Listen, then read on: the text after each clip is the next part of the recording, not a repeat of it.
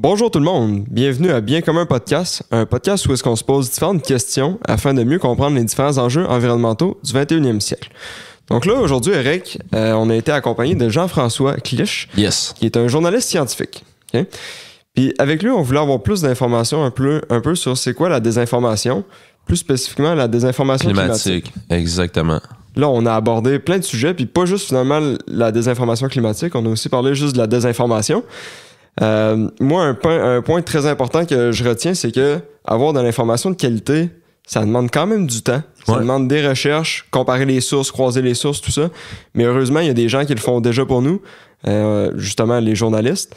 Donc, on est chanceux d'avoir ces personnes-là qui nous permettent de sauver beaucoup de temps pour avoir une information de qualité. Exact. Parce que, tu sais, moi, pourquoi on voulait traiter de ce sujet-là, c'est qu'ultimement, l'information, en tout cas pour moi, c'est comme la base de l'action qu'on va porter par après. Ouais.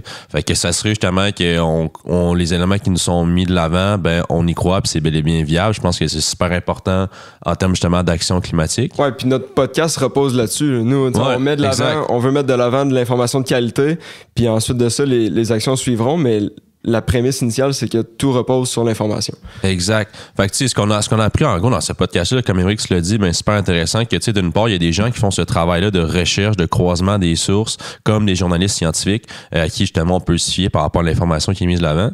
Moi, j'ai aussi appris l'espèce de rôle, le rôle prépondérant, l'importance de tout ce qui touche à l'aspect sociologique de l'être humain. On est des êtres, justement, sociaux qui veulent l'approbation des gens souvent. Fait que, tu sais, souvent, l'humain va avoir la tendance, si tu veux, naturelle à vouloir bien paraître, à peut-être pas vouloir revenir sur ses pas ou changer d'idée. Fait que ça, on a vu justement par rapport à certaines informations climatiques, peut-être des climato-sceptiques, mais bon, ils prennent une direction, une tangente, fait qu'ils vont la maintenir.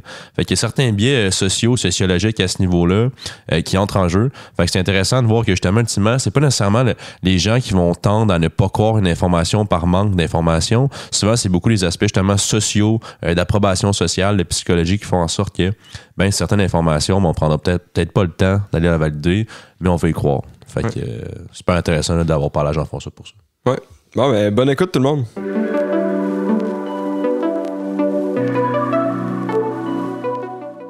Bonjour Jean-François Clich. Bienvenue à Bien commun podcast. Salut les gars, merci de me recevoir. Ben, ça fait plaisir. Donc, aujourd'hui, on veut parler de la désinformation, plus spécifiquement la désinformation climatique. Je vais te laisser te présenter pour commencer, puis ensuite, on ira de l'avant avec ce sujet-là.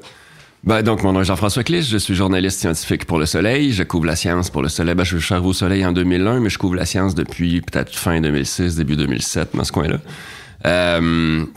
Et donc, à ce titre-là, si vous voulez parler de désinformation en climat ou de désinformation générale, je les ai pas mal toutes faites là, depuis une quinzaine ans. Je les ai pas mal toutes faites. Comme ils disent dans Astérix, j'ai fait Alésia, moi, monsieur. OK, ben parfait. Merci beaucoup, en tout cas, de nous rencontrer aujourd'hui. Eric, je vais te laisser y aller avec la première question. Écoute, c'est sûrement moi qui ai l'honneur de la première question. J'y vais d'entrée de jeu. Bon, la désinformation climatique, complètement, c'est quoi, en fait, concrètement, ce terme-là? Qu'est-ce que ça veut dire? C'est simplement de la désinformation à propos du climat. Je veux dire, il y a de la désinformation sur les vaccins, il y a de la désinformation sur les vitamines, il y a de la désinformation sur l'économie, sur bien des affaires. Il y en a sur le climat aussi. Là. Puis moi, le terme désinformation, ça veut dire quoi? C'est que c'est de la mauvaise information? Il y a toutes sortes de définitions. Le classique, c'est de définir, de faire une distinction entre désinformation et mésinformation. Ouais. La différence entre les deux étant que la mésinformation, c'est faux, mais c'est involontaire, et la désinformation serait volontaire.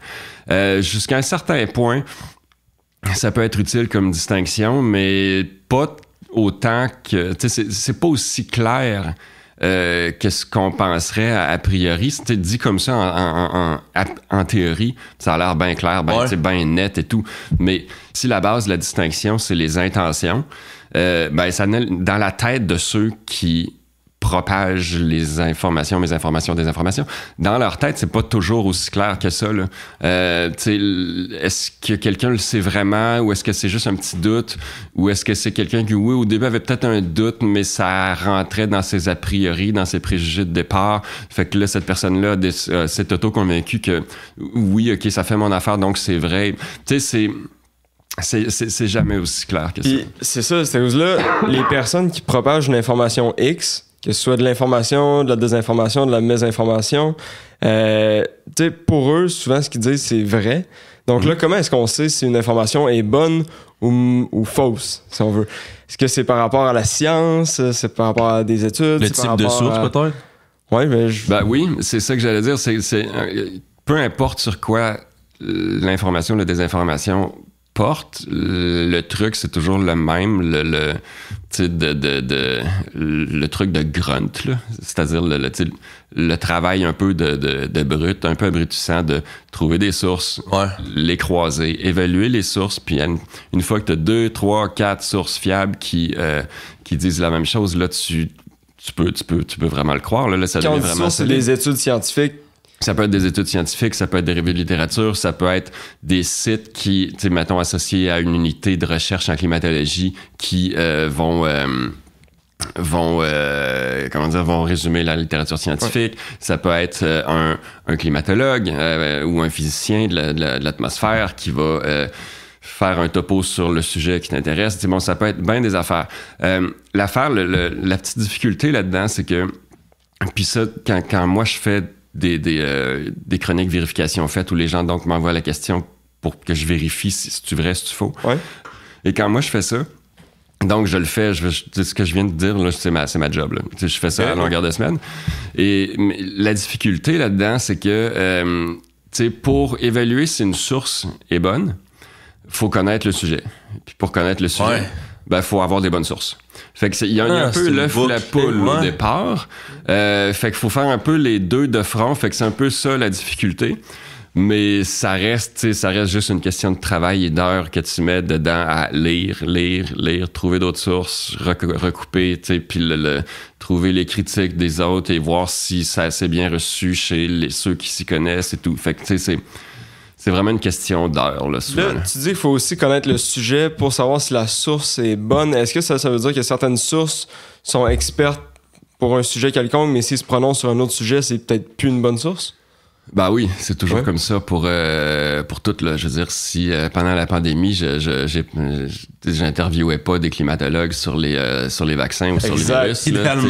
C'est ça. Les climatologues sont des gens brillants. Ils m'auraient sans doute dit des choses brillantes, bien que pas particulièrement bien documentées sur le sujet. Mais bon. Ouais.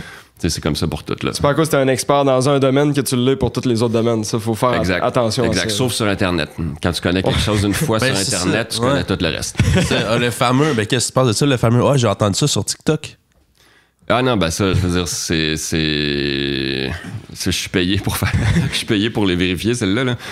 Mais non, effectivement, je veux dire, sur TikTok, et les réseaux sociaux, de manière générale, les fameux influenceurs, je veux pas mettre tout le monde dans le même panier, là, ne serait-ce que parce que je les connais pas tant que ça, les influenceurs. Moi, j'ai jamais vu l'intérêt. Je suis peut-être déjà devenu trop vieux pour ça. Là. Mais les fameux influenceurs, souvent, sont certains sont bons et intéressants et disent des choses brillantes là, et le font de façon responsable, mais il y en a un paquet qui sont, en jargon technique, des connards narcissiques là, qui font rien d'autre que d'attirer l'attention sur eux un peu n'importe comment, de façon totalement irresponsable. Peu importe ce qu'ils disent. C'est ça, ils jugent un contenu sur le nombre de clics ou d'argent que ça va leur rapporter plutôt que sur sa véracité. Là, c'est ça qui est plate un peu aujourd'hui. Du moment que tu amènes des gens, tu amènes des yeux vers toi, ça va tendre à générer des revenus. Justement, la visibilité va être associée souvent avec de l'argent. Ouais. Fait que c'est fou. Tu sais, moi, le sujet de la désinformation climatique, on en parlait un peu, Jean-François, avant de commencer l'enregistrement. Tu sais, ce qui m'a amené à vouloir aborder ça, c'est que dans le cadre d'un cours, justement, à la maîtrise que je fais, on a fait un gros travail là-dessus. Puis, tu sais, ultimement, une information que je trouve cool puis moins cool, là, que j'avais découverte en faisant des recherches. Écoute, je sais pas si mes sources sont bonnes, là, mais on avait fait une certaine diligence à ce niveau-là. Là. C'est que, justement, les jeunes particulièrement, c'est plus axé sur les jeunes, ce qu'on avait fait, nos recherches. Ils vont tendre à croire une information, puis c'est directement lié avec le niveau de confiance de l'influenceur, en fait. Fait que plus, mettons, la personne qui met de l'avant le message va être confiante en elle-même, que ça soit vrai ou non, plus les gens vont tendre à y croire, plus les jeunes ici, selon ce que j'avais trouvé. Il y a plusieurs études qui montrent que ce niveau d'assurance-là vient et est inversement proportionnel aux connaissances. Ah ouais. Donc, moins tu as de connaissances, plus tu vas être confiant. Ce qui va ensemble, parce que si t'es très confiant, puis ça vient un peu avec le narcissisme aussi, là, mais si t'es très confiant, ben tu feras pas d'autres recherches. Tu te remets pas en question, t'essaies pas de vérifier, t'es juste confiant. C'est moi qui le dis, donc c'est vrai, et bon, ça fait que ça vient ensemble. Ouais, ça fait du sens. Puis aussi, je pense que souvent, peut-être ces personnes-là vont avoir des propos très tranchés, peu nuancés. Ouais. Puis ça vient aussi chercher plus les gens. Les gens ont tendance à plus s'accrocher à des propos tranchés qui sont soit blancs ou soit noirs que des propos nuancés parce que ça demande peut-être plus de réflexion quand c'est nuancé, puis ça demande un effort supplémentaire. Donc, oui, mais ça, je dirais, pour le producteur de contenu, entre guillemets, là, comme on les appelle des fois, là, pour la personne qui fait le contenu, c'est plus d'effort aussi de faire de la nuance, puis de bien l'expliquer, puis de faire en sorte que ce soit intéressant avec un fil conducteur, parce que c'est ça qui va regarder le public dans ton texte, dans ton topo. Donc, il faut que ce soit structuré, il faut que tu aies vraiment pensé à ton affaire. Ça, c'est plus... Alors que c'est plus de travail que de juste faire une réaction un peu sur la gueule, là, tu sais, puis de bien carré, un peu craqué, puis tu fais un peu tu fais un peu l'acteur, là, tu sais, puis bon, ça, c'est beaucoup moins de... Il y a des radios qui font juste ça, là, mais c'est plus de travail quand tu veux vraiment faire de la nuance. Fait concrètement, mettons, dans notre day-to-day, là, mettons justement, moi, justement, au changement climatique, ça m'intéresse. Quelles sont les bonnes façons de faire pour m'assurer que l'information que je consulte est viable, bref, est bonne? Ben, c'est comme j'ai dit, croiser les sources. Ben, en fait, il y a deux versions, là. Il y a deux versions de ça. Il y a la version, tu crois ce que les experts disent, tu crois ce que les climatologues disent, puis s'ils disent que, ben oui, le réchauffement réel est causé par l'activité humaine et tout, ben je vais le croire. Pour ceux qui veulent juste savoir la conclusion et qui ne jugent pas, qui ne sont pas intéressés par le détail, les mécanismes derrière, peut-être, ben go for it, là, tu sais, je veux dire, on a juste une vie à vivre. Et on veut peut-être pas tous la passer à se taper des textes techniques. Mais pour ceux qui veulent vraiment se faire leur idée et tout, ben là, il s'agit de, comme j'ai dit, trouver des sources, croiser les sources, plusieurs sources fiables qu'on croise et qui disent la même chose, puis c'est comme ça qu'on... Et ça, souvent, là... Ça, c'est du temps, là. Ça prend du temps à faire c'est ça. Et monsieur, madame, tout le monde, souvent, la clé de voûte de ces mythes-là et ce qui leur permet de se propager pendant longtemps, c'est que monsieur, madame, tout le monde, le samedi après-midi, entre la 5e brassée de lavage puis la batch de sauce à spaghetti, ils ont ni le temps ni l'intérêt pour downloader ce genre de texte-là. Il a passé des heures et des heures là-dedans, là, tu sais. La preuve en est que c'est pour ça que je vous ai donné rendez-vous un samedi matin à 7h30. On s'est levé très justement, c'était pour pouvoir faire ma sauce à spaghetti puis mon lavage tout le reste de la journée. C'est pour ça que les gens n'ont pas le temps. Fait que ceux qui veulent prendre le temps, ben faites-le, mais il faut vraiment croiser les sources et s'assurer d'en trouver plusieurs fiables. Mais sinon, la façon facile, accessible et légitime de le faire, c'est justement de s'assurer que la personne qui met de l'avant l'information est experte dans ce domaine-là. Oui, effectivement. Puis ça, bon, il n'y a pas juste des experts en climat. Bon, il y a des climatologues, il y a des physiciens qui travaillent pour des universités et tout. Mais tu sais, dans les climato-sceptiques, je vois quand même beaucoup de... informaticiens, économistes, des gens qui savent jouer avec les chiffres, qui ont une certaine compréhension des maths, mais c'est pas vrai que pour les processus physiques et tout, c'est des experts. Puis c'est pas parce que tu as des connaissances dans un domaine spécifique, puis tu es capable justement d'avoir une certaine intelligence à cet égard-là, qui était nécessairement un connaisseur dans tous les domaines. Exact. Et ça, c'est un classique que j'ai vu vraiment de nombreuses fois pendant la pandémie. Là, des gens qui me disaient non, je suis pas un expert dans l'effet des masques ou l'effet de ce genre d'affaires-là, mais j'ai beaucoup étudié les systèmes complexes et donc il y a des similitudes. Ben, OK. Oui, il y a des similitudes, mais c'est pas vrai que c'est la même affaire. Ouais. Toi, t'es physicien, ça, c'est des masques, c'est de la santé publique. Puis là, tu contredis ceux qui se connaissent pas vrai. Fait que c'est ça. Fait que ça revient à ce qu'on disait plus tôt. Être un expert dans un sujet donné ne fait pas de toi un expert dans tous les autres sujets ou dans d'autres sujets qui sont pas directement reliés. Exact. Et aussi, encore une fois, les vrais experts, qu'est-ce qu'ils disent? Est-ce que ça contredit ce qu'eux disent? Croiser les sources. La base du journalisme. Okay, super. Puis si on regarde, là, on parle plus de désinformation climatique, on pourrait-tu sortir mettons peut-être 1 ou 2 exemples de désinformation climatique qui a eu lieu, puis c'est quoi l'impact de cette désinformation-là?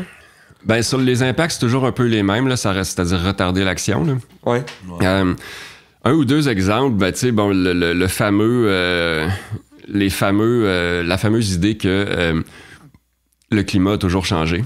Oui, on l'entend beaucoup, celle-là. Et que c'est peut-être juste une variation naturelle. C'est cyclique, tout. C'est cyclique, genre. Ben ça, la réponse à ça, c'est que quand on sort d'une glaciation, parenthèse, chose que nous ne sommes pas en train de faire, ça fait 20 000 ans que non, 12 000 ans, je pense, 12-15 000 ans que le maximum glaciaire est dépassé, et on en était sorti. Mais quand on sort d'une glaciation, le climat prend entre 5 et 8 degrés Celsius sur je sais pas combien de milliers d'années. Là. À l'heure actuelle, c'est à peu près un degré par siècle, quelque chose comme ça. Comprendre, c'est quelque chose comme 10-15 fois plus rapide. Donc, il y a ça. Fait que la prémisse initiale de le climat change et a toujours changé, ça, en tant que tel, c'est probablement vrai, parce que ça a toujours changé un petit peu. Oui. Mais c'est juste que là, ça change beaucoup plus, et c'est ça qui est alarmant. Et encore une fois, ça, là, c'est vraiment un classique de la désinformation et de la mythologie. Et ça en fait, quand il y a une base dans la réalité factuelle, ça en fait des mythes qui ont la couenne dure, vraiment, qui sont plus difficiles, qui vont persister beaucoup plus. Si on veut un autre bon exemple assez fréquent là, de mythes qui ont la couenne dure aussi, c'est l'idée que ce serait peut-être l'activité solaire. D'abord, on la mesure. Elle n'a pas augmenté, elle n'a pas changé assez pour expliquer, même pas proche, là, les changements climatiques qu'on voit. Et deuxièmement, il y a le changement climatique, le réchauffement a des caractéristiques qui sont absolument incompatibles avec une origine solaire. Là. D'une part, puis ça, c'est intéressant parce que, je vais ouvrir une petite parenthèse parce que, tu sais, des fois, quand on parle de climat et de désinformation, puis comment ça se fait que les gens y croient ou n'y croient pas et tout, tu sais, souvent, on va demander, dans les médias en tout cas, on va demander un peu un acte de foi. Là. Les climatologues disent ça, donc c'est ça qui est vrai. Ouais. Mais on n'explique pas pourquoi. Ouais. C'est sûr que si les climatologues le pensent, ce qui est raisonnable, la chose rationnelle à faire, c'est de les croire. Là. C'est eux qui s'y connaissent. Mais ça reste quand même un acte de foi. Donc, si je fais juste vous dire, non, c'est pas le soleil parce que les climatologues disent que c'est pas ça. Oui, OK, ça va, mais c'est pas particulièrement convaincant. Cependant, si je dis ça peut pas être le soleil, parce que si c'était l'activité solaire qui avait augmenté, on verrait une augmentation de la température qui est plus forte pendant le jour que pendant la nuit, parce que pendant le jour, c'est le soleil qui est la principale source de chaleur. Pendant la nuit, le soleil est pas là. Là, c'est l'effet de serre, c'est l'infrarouge que le sol, la chaleur est accumulée pendant la journée sous l'effet du soleil qui est gardée par les gaz à effet de serre. Mais c'est pas ça qu'on voit. C'est pas, dans les mesures, c'est pas pendant le jour que ça se réchauffe le plus, c'est clairement pendant la nuit que ça se réchauffe le plus, ce qui est entièrement cohérent avec l'idée que c'est un effet de serre qui augmente, là, que c'est ça la cause du réchauffement. Puis un autre aspect de tout ça, une autre caractéristique du réchauffement, c'est que si ça avait été l'activité solaire qui était en cause, toute la colonne d'air de l'atmosphère se réchaufferait à peu près égale. Ce n'est pas le cas. Ce qu'on voit, c'est que proche du sol, les premiers kilomètres, là, oui, ça se réchauffe beaucoup. La couche par-dessus se refroidit. Ce qui est aussi cohérent avec l'idée que, d'une part, l'activité solaire n'a à peu près pas changé, et d'autre part, donc, on n'a pas plus d'énergie dans le système, mais si on en garde plus proche à cause des effets de l'effet de serre proche du sol, par-dessus, il va rester moins d'énergie. Donc, ça va refroidir. Donc, si j'explique ça, Là, ça devient beaucoup plus convaincant que de dire les climatologues, les climatologues pensent ceci. Parce que là, j'ai fait comprendre pourquoi ils le pensent. C'est factuel. Tu rattaches plus l'information à la personne qui te la met de l'avant. C'est factuel, c'est indépendant justement de la personne qui le dit. Exact. Donc ça, quand on fait comprendre, c'est toujours plus convaincant, mais bon, ça demande plus de travail. Là. Puis encore là, tu sais, faire comprendre un sujet aussi complexe en quelques minutes, c'est pas vraiment possible. En tout cas, moi, j'ai de la misère, même s'il y avait plein de faits intéressants, tout ça, c'est le travail demande, tu sais, ça demande beaucoup plus de travail que juste 2-3 faits pour venir prouver hors de tout doute un réchauffement ou quoi que ce soit d'autre. Là. Mais tu sais, ça, les climatologues ont passé par ce processus-là, puis eux autres ont fait le travail. Effectivement. Puis ça a été fait dans les années 70-80. Ça me fait toujours un peu rire quand il y a des climato-sceptiques qui disent qu'on ne peut pas débattre. Le débat n'a pas... Ben oui, le débat a été fait. Ça fait 40 ans qu'il est terminé. Tous ces arguments-là ont été démontés il y a 40 ans. Ben, tu t'accroches après. Vas-y autant que tu veux, mais... Ça a été revu en masse. Là, puis, en masse, effectivement. J'ai une question par rapport à ça. T'sais, moi, l'espèce de la psychologie, ça m'intéresse beaucoup. Puis quels sont justement peut-être les biais psychologiques qui font en sorte? Parce que moi, je suis quelqu'un de super rationnel dans la vie. Fait que j'ai de la misère à comprendre qu'on croit pas, si on veut, des faits. Quels sont les biais psychologiques qui rentrent en ligne de compte pour justement avoir des climato-sceptiques aujourd'hui? Il y a de la psychologie. Je ne suis pas sûr que c'est l'explication la plus importante, cependant. Il y a beaucoup de... Ces mécanismes-là ont été très étudiés là, depuis une bonne quinzaine, sinon une vingtaine d'années. Puis il y en a, de toutes les sortes. J'ai mentionné le narcissisme. Un narcissique, donc quelqu'un qui a une extrêmement haute... opinion de lui-même, du moins en apparence, va par définition avoir beaucoup de misère à se corriger. Fait qu'à partir du moment où un narcissique part dans la mauvaise track, et encore, les narcissiques peuvent avoir comme une espèce de besoin de se sentir unique. Fait que là, ils iront pas répéter la même chose que tous les climatologues. Pour se sentir unique et intéressant, ils vont dire d'autres choses. Tu sais, il y a ce genre de mécanisme-là.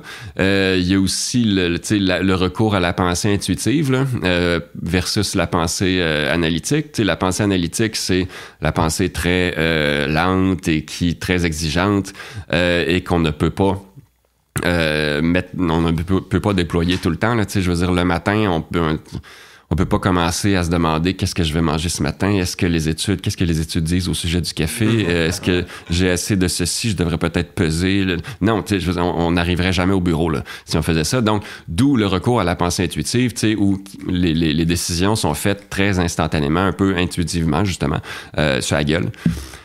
Et ça, ces deux types de pensées-là ne sont pas répartis également chez tout le monde. Il y en a qui sont plus du côté analytique, d'autres qui sont plus du côté intuitif, et ceux qui sont plus du côté intuitif vont être un peu plus vulnérables quand même en moyenne à la désinformation. Cela dit, comme j'ai dit, les facteurs psychologiques ne sont peut-être pas si éclairant que ça sur, entre guillemets, l'épidémie de désinformation là, et les succès de la désinformation, parce qu'il y a beaucoup de facteurs plus sociologiques derrière. Il y a des groupes, par exemple, qui... tu sais, ça devient toujours, à la base, la question de qui je crois, qui je choisis de croire. Parce que personne ne peut faire plein de lectures sur toutes les questions. Fait qu'à un moment donné, puis même quand on fait plein de lectures sur ces questions, à un moment donné, on finit par choisir. Ceux-là, je les crois, ceux-là, je les crois moins. Fait que, qu'est-ce qui fait qu'on va choisir de croire des climato-sceptiques ou des gens qui répandent de la désinformation plutôt que souvent des scientifiques qui ont, je veux dire, les diplômes et dont l'expertise est très manifestement supérieure et tout. Qu'est-ce qui va faire ça? Qu'on va faire ce genre de choix-là? Ben ça, souvent, ce sont... Bon, il y a les facteurs psychologiques, mais il y a les facteurs plus sociologiques. Comme je disais, par exemple, il y a certains groupes qui vont avoir...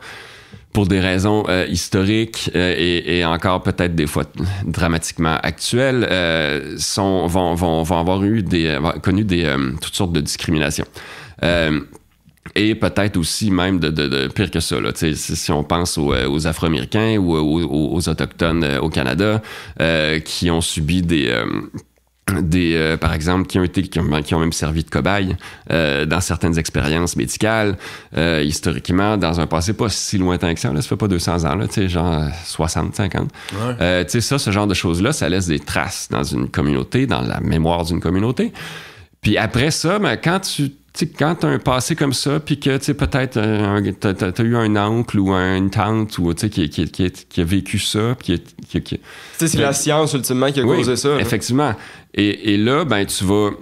Après ça, quand cette même science-là te dit ben, va te faire vacciner, ben ou peut-être pas. Là, ou d'un autre côté, je me souviens pendant la pandémie, plusieurs fois, j'avais vu dans des médias américains, comme le New York Times, des récits de gens d'Afro-Américains un peu partout aux États-Unis qui vivaient dans des HLM dont l'État était supposé s'occuper, mais qui, en fait, que l'État négligeait grossièrement depuis des décennies et qui envoyaient leurs enfants à l'école publique qui est aussi grossièrement négligée et qui était plutôt un cirque. Et dont l'État se foutait grosso modo. Et après, à part de ça, ben, leurs principaux contacts avec l'État, ben, c'était quand ils se faisaient profiler racialement puis arrêtés par la police sans raison. T'sais. Puis après ça, quand ce même État-là va leur dire ben, on a fait un vaccin pour vous autres, ben après ça, là, ces personnes-là vont dire yeah, right. T'sais, je veux dire, t'as aucune confiance non, c'est ça. Il y a une confiance dans les institutions qui, pour différentes raisons, comme dans certains groupes en particulier, va être beaucoup moindre. Donc, puis t'as une crise de confiance envers les médias, mais envers les institutions en général, les institutions politiques, qui a cours depuis des années dans nos sociétés. Donc, tu sais, t'as des facteurs sociologiques comme ça, là, qui entrent en ligne de compte et qui, je pense, sont qui sont peut-être plus prépondérants, plus prépondérants, plus importants, plus explicatifs. Là. C'est intéressant, fait que dans le fond, c'est cool, je voyais pas ça de même, mais dans le fond, c'est comme indépendant de l'information elle-même qui est mise de l'avant. Oui. Le groupe qui le met de l'avant, ça va influer justement si les gens vont tendre à croire l'information ou non. Oui, puis ça a toujours été comme ça. Tu sais, quand la recherche sur la désinformation, puis pourquoi les gens y croyaient pas, a commencé, ben l'hypothèse de départ, c'était ils appellent ça l'hypothèse du déficit d'information. C'est-à-dire, on pensait, un peu très naïvement même, que les gens croyaient à la désinformation parce qu'ils n'avaient pas eu accès à la vraie information. Ouais. Et que si tu les mettais en contact avec les vraies infos, ils allaient updater leur... Ouais. Mais je veux dire, le cerveau humain n'a jamais été fait comme ça. Là. Le cerveau humain, notre tendance, malheureusement, c'est que quand on part dans une track, on n'aime pas ça se corriger. On veut le garder autant que possible. Oui, il y a comme un coup pour l'ego à admettre qu'on s'est trompé, puis la mise à jour, admettre qu'on s'est trompé, c'est pas si facile que ça. Une des choses dont je me suis rendu compte pendant la pandémie, c'était à quel point c'est sous-estimé et jusqu'à un certain point précieux le fait d'être capable de changer d'idée. Le nombre de gens que j'ai vus qui partaient dans une track et qui faisaient juste s'y enfoncer de plus en plus profondément, ça en est triste, là. Ça en est triste. Mais tu trouves les informations qui te plaisent pour alimenter ton point de vue, même si ce ne sont pas nécessairement vraies. Oui, effectivement. Ça, c'est ce qu'on a tendance à faire. Naturellement, le cerveau humain, c'est ce qu'il a tendance à faire. Mais tu sais, c'est ça, la faculté de changer d'idée, souvent, c'est sous-estimé parce que les relationnistes, les politiciens se traitent de girouettes quand ils changent d'idée. Ouais. Ils ont parfois raison à cet égard, mais hormis ça, la faculté, être capable de laisser rentrer des nouveaux faits, laisser rentrer des nouvelles données, puis d'ajuster ce qu'on pense, cette espèce de plasticité-là, elle est vraiment précieuse. Ça, c'est d'avoir un esprit critique au final. Là. C'est que tu remets un peu en doute tu remets en doute tes connaissances actuelles, puis tu la regardes par rapport à des nouvelles données ou de la nouvelle information? Ben comment je vois ça, moi, c'est que c'est de l'humilité. Ça demande une certaine humilité de dire oui, peut-être que j'ai tort, d'être ouvert à se questionner puis justement de ne pas avoir raison. C'est peut-être plus ça que de l'esprit critique. Parce que, tu sais, moi, personnellement, les climato-sceptiques, les anti-vaccins, ils ont de l'esprit critique en masse, là. C'est juste qu'ils ne il y a un jugement peut-être dans l'application de leur esprit critique qu'ils n'ont pas. Mais c'est peut-être une distance par rapport à la faculté de garder une distance par rapport à ce qu'on croit savoir, ce qu'on croit ne pas savoir, par rapport à ses propres opinions. C'est un peu comme toutes les facultés et les qualités, là, c'est inégalement réparti chez le monde. Là. Ouais, mais moi, je me demandais, là, ce que je me suis rendu compte, c'est que, je te pose la question, une question ouverte, là. Est-ce que la désinformation climatique en soi, c'est pas pire que le réchauffement climatique, dans le sens où le fait de débattre à savoir ce qui est vrai ou non, ça retarde notre action? L'un va avec l'autre, là. Je vois pas trop comment faire de gradation, lequel est le pire ou pas. Là. Ouais. Mais oui, effectivement, là, ça retarde l'action. Comme n'importe quelle désinformation va orienter l'action après. C'est ça. Okay. Vers des choses qui sont moins rationnelles, moins rationnelles. Fait que ça amplifie le problème au final. Oui, ça amplifie le problème, ça retarde la solution. Ouais. Puis là, on parlait tantôt des sources d'information. On en a-tu, mettons, on aurait-tu une source centrale à laquelle on pourrait se tourner, puis on sait que l'information qui vient de là, infiable, pour quelqu'un justement qui veut pas toujours passer par le processus complexe d'évaluer toutes les différentes sources, tout ça, y a-tu une place centrale à laquelle on peut se fier? En climat, il y aurait le consortium Ouranos au Québec, mais qui font pas tant de vulgarisation, font pas tellement de vulgarisation. Une chose qui est un peu plate là-dessus, au Québec en particulier, dans le monde anglophone, c'est beaucoup moins le cas, c'est que dans le monde anglophone, surtout aux États-Unis, où ils ont une longue tradition les universités d'avoir des mécènes et tout, à cause de ça, les universités vont faire, puis dans toutes les disciplines, ils vont faire beaucoup plus de ce qu'ils appellent de outreach. Là. Donc, essayer de vulgariser qu'est-ce qu'ils font. Chaque laboratoire va avoir une page sur sa page web, là, sur son site web. Voici ce qu'on fait, expliquer à monsieur et madame tout le monde. Il y a vraiment cette tradition-là pour montrer aux donateurs qu'est-ce qu'ils font. Ils ont intérêt à le faire aussi. Là. Dans un univers académique comme celui du Québec, c'est beaucoup moins le cas.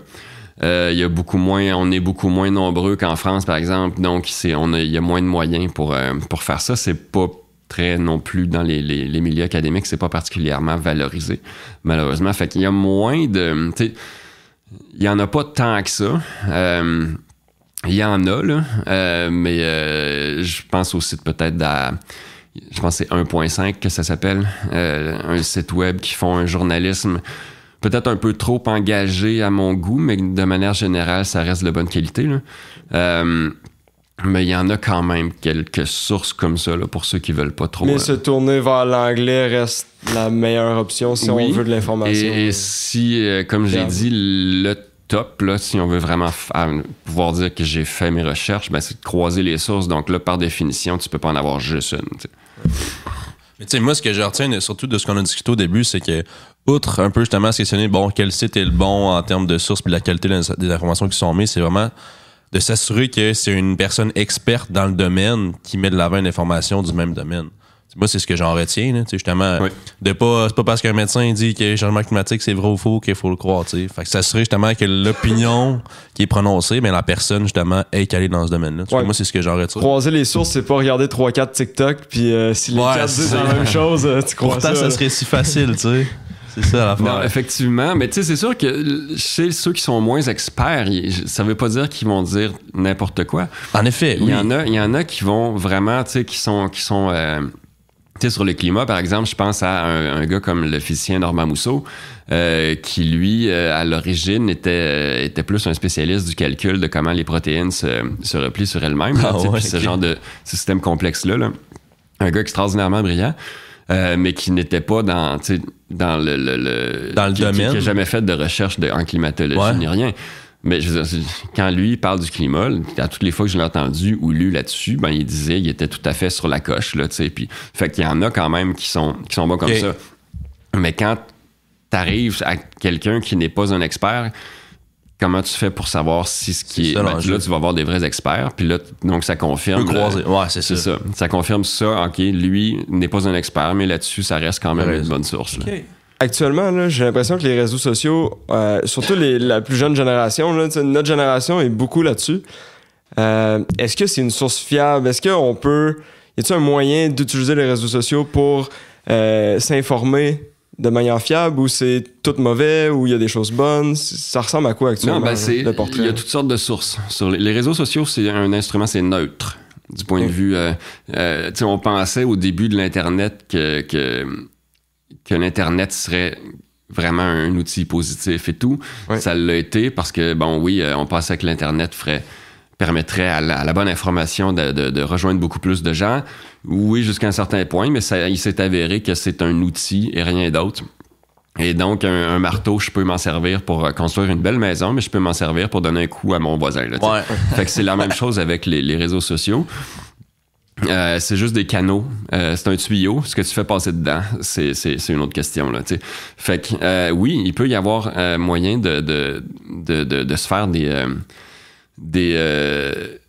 bien s'informer à partir de ça, mais il faut prendre le temps de valider chacune des sources que tu crois là. Un bon exemple de ça, c'est Twitter. Personnellement, sur Twitter, quand l'invasion de l'Ukraine a commencé, je me suis mis à chercher des bonnes sources justement sur l'Ukraine parce que ça m'a vraiment frappé, la brutalité avec laquelle une démocratie était attaquée par un vieil empire complètement raciste à l'égard de l'Ukraine et tout. Bon, pour toutes sortes de raisons, ça m'intéressait beaucoup. Bref, je voulais m'informer là-dessus. Puis je me souviens de Elon Musk qui avait dit que Twitter pouvait être une meilleure source d'information, en tout cas plus rapide que les médias d'information. Par la suite, Elon Musk a entrepris de prouver le contraire et de détériorer son réseau social du point de vue de toutes les façons qu'il pouvait. Mais ça, c'est son problème à lui. Mais sur l'Ukraine, moi, j'avais je m'étais vraiment choisi, au fil du temps, ça avait pris du travail, encore une fois, plusieurs heures, pour choisir des sources. Au début, j'en avais trouvé une ou deux. Un ancien général de l'armée américaine qui avait passé des années en Europe à la tête des troupes américaines en Europe, et donc qui, à ce titre-là, avait travaillé pas mal avec l'armée ukrainienne, et aussi avait vu travailler un peu l'armée russe, même si c'était d'un peu plus loin. Et donc, lui avait dit dès le début de l'invasion, ils se rendront pas à Kiev. Ça marchera pas. La façon dont ils travaillent, les Russes sont trop sloppy.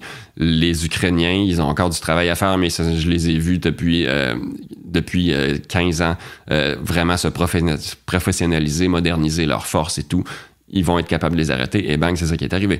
Fait que là, à partir de là, t'as une ou deux sources comme ça que tu constates qu'ils savent vraiment de quoi ils parlent. Crédibles, ouais. À partir de là, ils vont retweeter, relayer d'autres informations, d'autres sources, et que là, déjà, ça fait cette autre source-là est relayée par une source que tu sais fiable. Fait que là, tu peux regarder un peu aussi. OK, oui, ça a l'air bon aussi. Fait que là, je m'étais constitué comme ça. Un réseau de contacts fiable. Ouais, un fil Twitter sur l'Ukraine avec des sources fiables.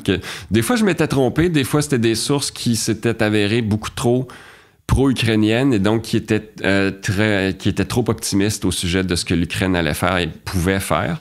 J'en ai vu d'autres, donc, par la suite, qui avaient dit non, l'Ukraine n'est pas capable de faire ça quand même, là, malgré tout, toute leur bonne volonté, tout leur savoir-faire, leur ingéniosité, ils sont pas capables de faire ceci, cela, ils ont pas les moyens de, et donc, là, j'ai incorporé ces sources-là. Et au final, pendant un bon moment, là, l'actualité ukrainienne a ralenti, mais quand je lisais des articles dans le New York Times au sujet de l'Ukraine, puis des derniers développements, ben souvent, je les avais lus genre 24 heures ou 48 heures avant sur Twitter. Mais donc, c'est possible de se faire des bonnes sources d'informations, une bonne liste là, de sources à suivre sur des réseaux sociaux. Mais il faut prendre le temps de faire vraiment la critique des sources, puis qui est bon, puis s'ajuster ensuite, pour ajuster sa liste là, ceux qui s'avèrent moins bons que je pensais, les sortir, puis ceux que j'avais peut-être sous-estimé, l'en faire rentrer. T'sais. Mais là, tu viens de parler du New York Times. Oui. Sans faire tout le processus de choisir les sources, tout ça, est-ce qu'on peut dire, mettons, le New York Times, c'est une source crédible et fiable à laquelle on peut se référer? Oui, absolument. Donc, il y a différents médias comme ça auxquels on peut faire confiance là, sur l'information. Les médias, de manière générale, les journalistes, de manière générale, sont des bonnes sources, au sens qui... ce qu'on veut, c'est d'informer. On le fait de façon très imparfaite. J'ai été nombre de fois très critique du travail de mes collègues de notre industrie médiatique et de l'information en général par le passé. Je le suis toujours. On a des défauts qu'on n'a pas encore corrigés, qu'il va falloir corriger, dont un biais sensationnaliste je pense... Des fois, on dit que les médias sont à gauche, les médias sont à droite, blablabla. Moi, je pense que le biais le plus déformant, le plus important dans ce métier-là, c'est le biais sensationnaliste. Là, juste pour être clair, est-ce qu'on peut faire la définition du sensationnalisme? Vouloir puncher, dans ce cas. Oui, vouloir puncher, mais ça va nous faire... souvent retenir certains faits ou certaines sources plutôt que d'autres. Ça, je l'ai documenté vraiment de façon systématique. Je me suis fait des stats là-dessus que j'ai... excusez-moi de la plug, là, mais que j'ai fait apparaître dans un livre là, en 2020 sur les fake news. Mais tu sais, qui montre que quand on a une trame narrative bien crunchy, là, puis qui nous amène des clics et tout...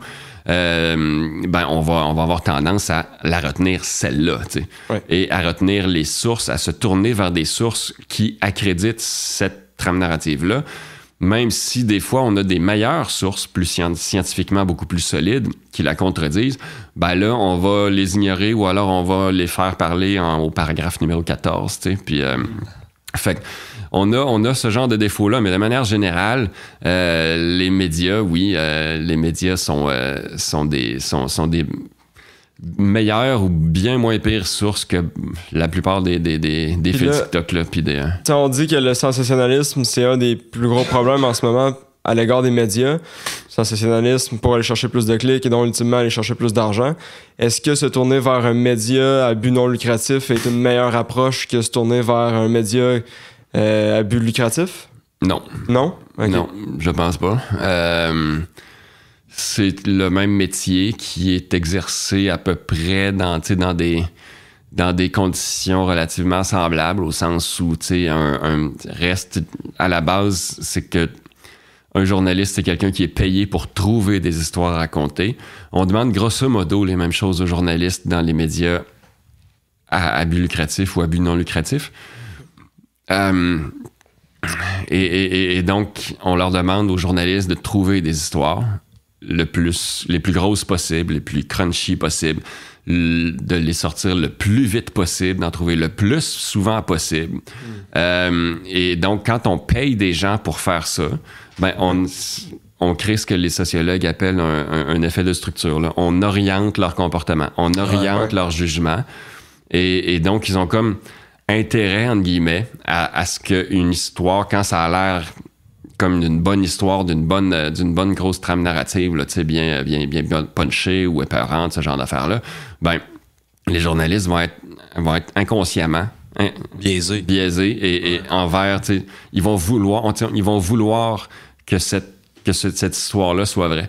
Mm-hmm. Parce que là, après ça, s'ils font des vérifications, chose que souvent on fait, là, mais pas assez. Là, des fois, les ressources puis le temps ne le permettent pas. Aussi beaucoup, effectivement. Mais tu sais, un journaliste qui fait des vérifications sur une apparence d'histoire, puis si l'apparence d'histoire s'avère fausse, le journaliste se retrouve devant rien. Il a perdu ton contenu, là. Ouais, c'est ça. Ouais. Tu recommences. T'as peut-être travaillé toute la journée pour rien. Ça peut être un peu tannant. Puis après ça, tu regardes ton boss puis tu dis j'ai rien pour toi, mon boss. Ouais. Mais en même temps, leur rôle, c'est ça. C'est les chiens de garde et d'un autre côté, puis non seulement tu dis ça, mais d'un autre côté, si t'as d'autres journalistes qui ont travaillé sur la même chose puis qui ont été un peu plus sloppy que toi, eux autres vont avoir la belle grosse trame narrative. Ils vont avoir la grosse nouvelle. Ouais. Puis là, eux autres vont l'avoir. Puis même si des fois, il y a plusieurs médias qui vont sortir la même affaire qui est fausse. Puis là, toi, t'es le seul à pas l'avoir parce que tu as fait tes devoirs, mais t'as l'air d'être celui qui est dans le champ puis qui a été complètement largué.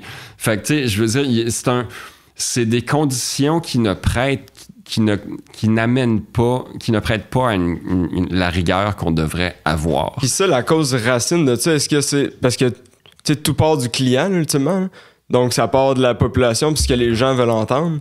Est-ce que ça part du fait que les gens veulent justement du sensationnalisme, c'est ça qui est plus accrocheur, puis on est porté vers ça, donc c'est ça qui est donné? C'est ça qu'on pense. C'est comme ça qu'on le mesure souvent, en bonne partie. Tu sais, le nombre de clics, quelles ont été cette semaine nos histoires les plus populaires et patati patata.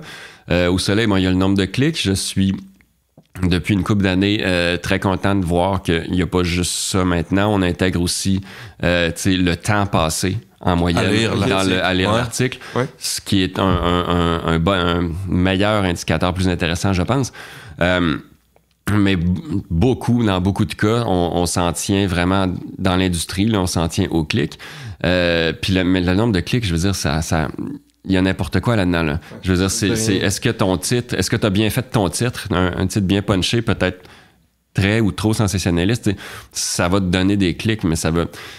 Mais l'affaire qui me fait hésiter, c'est que moi, dans mon travail, là, les articles que je fais, souvent sont très nuancés. Je fais très documenté, très nuancé, un peu long.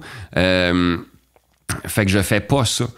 Je fais pas comment dire, ce genre de marketing. Je cherche pas le plus crunchy possible. Je fais juste essayer d'être le plus rigoureux. D'avoir tout le plus rigoureux exactement possible.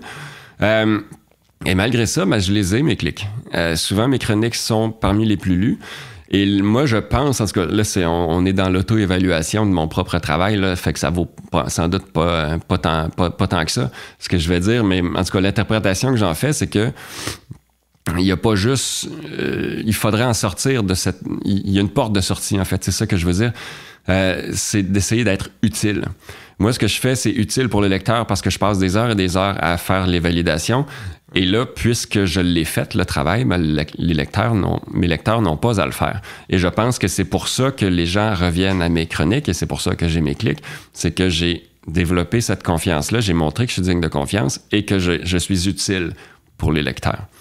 Fait que si on faisait plus ça, si on cherchait ça d'abord et avant tout plutôt que les clics rapides et faire du buzz sur les réseaux sociaux et patati patata, je pense que de un, on les aurait quand même nos clics, et de deux, peut-être qu'on finirait par régler le très grave problème de confiance que les médias et les journalistes ont, et sur lequel le métier comme moi, je vois à peu près personne essayer d'agir là-dessus, malheureusement. Ah ouais. C'est ça le plus important, au final. Là. C'est le rôle premier du journaliste. Oui, non, effectivement. Je veux dire, quand ta job, c'est d'informer, mais que tu as la moitié de la population... Ben ça, mais quand ta job, c'est d'informer, puis que tu as la moitié de la population qui te croit pas, ben au départ, tu peux pas faire ta job mieux qu'à moitié. Ouais. Mais c'est comme ça depuis des décennies. Et c'est comme, je veux dire, les journalistes, les médias laissent ça aller depuis des décennies sans jamais se remettre en question, comment on travaille, tu sais. Moi, je pense qu'il y a une grosse job à faire, mais là, on commence à sortir un peu de notre sujet. Yes, mais écoute, je pense que ça faisait le tour, Jean-François. Fait que gros merci à toi.